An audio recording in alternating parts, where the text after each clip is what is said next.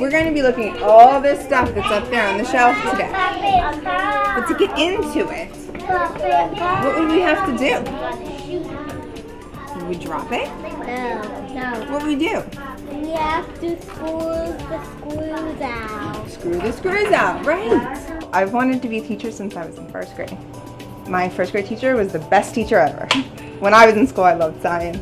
I had a lot of good science teachers when I was in school, and that we did a lot of hands-on stuff.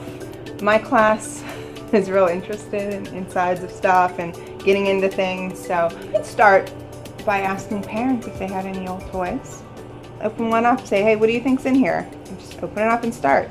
And they have tons of toys, but there are other parts in there that make it work.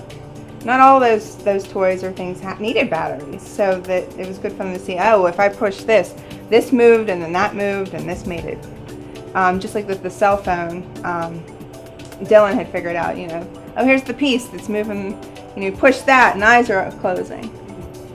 If someone says something, do you agree? Do you disagree? What do you think's do you think something else will happen? Any open-ended question I like science lessons for them to go with whatever they're doing. I don't necessarily have to have a plan. I'd rather see what they're interested in and go with it. If Marley tries. Marley, why don't you think it's working? Because the numbers need to be on it. The numbers need to be on it. I knew when you pressed the button that the red light would go on. What I didn't know is when you took it all apart and even took the keypad off, it wouldn't work anymore.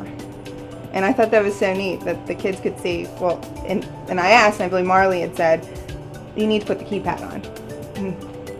So she figured out that, okay, my finger wouldn't work, but the keypad would make it work. The cash register, I really liked the spring in it because I really wanted them to see that was the part that was making it go out when they pressed the button. And the insides, when you pressed all the buttons, you could see them moving up and down, or the bell. And what's the bell used for? It's used for if you like ding it. The bell will make a sound. Back in. Not yet. It's open. We gotta use our hands. Where's this piece go, Dylan or Sam?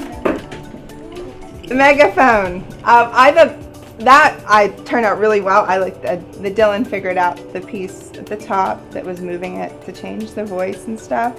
That it had batteries in it, it had wires in it, it had a circuit board in it, it had different plastic pieces.